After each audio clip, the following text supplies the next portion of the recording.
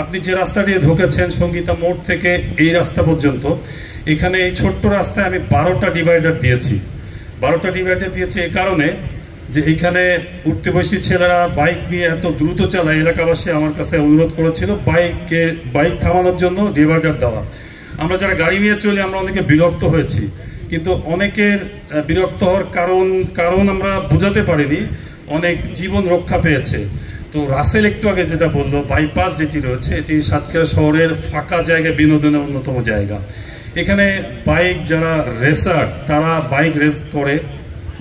আমরা আইন শৃঙ্খলা মিটিং এবং উন্নয়ন সমন্বয় মিটিংয়ে মেয়র হিসেবে বহুবার আমরা বলেছি যে এখানে ডিভাইডার দেওয়ার দরকার।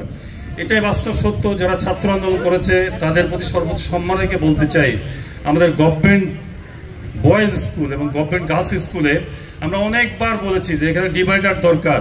রোডসান হাইওয়ের যিনি নির্বাহী প্রকৌশলী আছেন উনি রাষ্ট্রীয় অনেক আইন দেখায় ডিভাইডার দিত না, দেয়নি। চারটি ছাত্র তর্তাদা যুবক ছাত্র স্কুল পারাপার হওয়ার সময় যখন মারা গেল, ছাত্ররা রোড ব্লক করলো আন্দোলনগুলো, তারপরে কোনো আইন ছাড়াই সেখানে ডিভাইডার হলো। এটা কি প্রমাণ হয় যে বাংলাদেশে আন্দোলন করে ছাত্রদের অর্থ না দিলে কি কোনো লিগাল জিনিস কোনো আদায় হয় না? তো এটা হচ্ছে আমাদের সবচেয়ে বড় মানে কি বলবো অবহেলা সরকারি কর্মকর্তাদের। জীবন না নিলে এরা আসলে দেশপ্রেমিক এই প্রকাশটা তারা করে না। তো আমি ইলিয়াস কাঞ্চন মহোদয়কে বলবো, আপনি নিশ্চয়ই জানেন দেশের সামাজিক প্রেক্ষাপট রাষ্ট্রীয় প্রেক্ষাপট পরিবর্তন হয়েছে। এখনই সময় আপনার থিমগুলো বাস্তবায়ন করার। আপনি সাতক্ষীরা ত্যাগ করার আগে এখানকার যিনি জিসি সাহেব আছেন, রোডসান হাইওয়ের যিনি এক্সেন আছেন, এই দুজন ব্যক্তিকে বললে হবে যেসব জায়গায় আপনার হাট বাজার আছে, স্কুল কলেজ আছে, সেখানে বাংলাদেশের কোন আইনে আছে জীবন বড় না আইন বড়?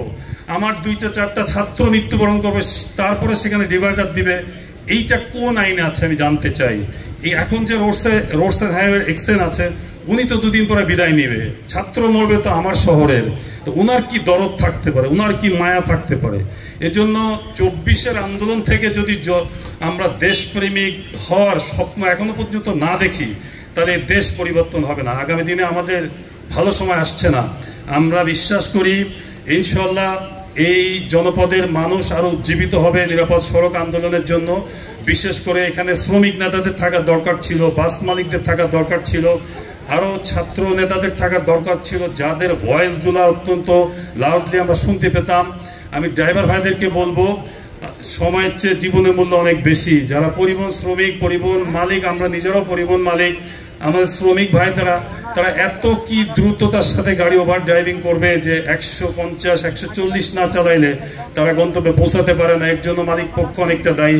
সামগ্রিকভাবে জেলা প্রশাসন ওখানে যখন মিটিং হয়, পুলিশ প্রশাসন থেকে জেলা প্রশাসন থেকে যদি এই নির্দেশনাগুলো দেওয়া হয় এবং মনিটরিং করা হয়, আমি মনে করি এই ইলিয়াস কাঞ্চন সাহেবের এই মহৎ উদ্যোগ সফল হবে।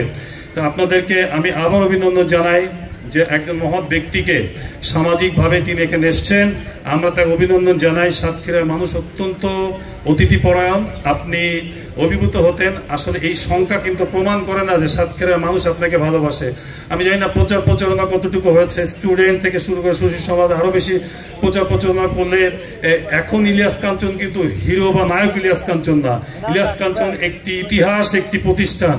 এই প্রতিষ্ঠানকে যদি ইমপ্লিমেন্ট করা লাগে তাহলে প্রচারণাটা আরো বেশি করতে হবে। তো আপনাদেরকে আবারও আমরা ধন্যবাদ জানাই। এই শহরবাসী অনেক কষ্ট ছিল, ইনশাআল্লাহ আগামী মাস থেকে আপনাদের সেবা আপনাদের দোরগোড়ায় পৌঁছে যাবে এই প্রতিজ্ঞা করছি। আপনারা আসবেন, সকলে ভালো থাকবেন। আসসালামু আলাইকুম।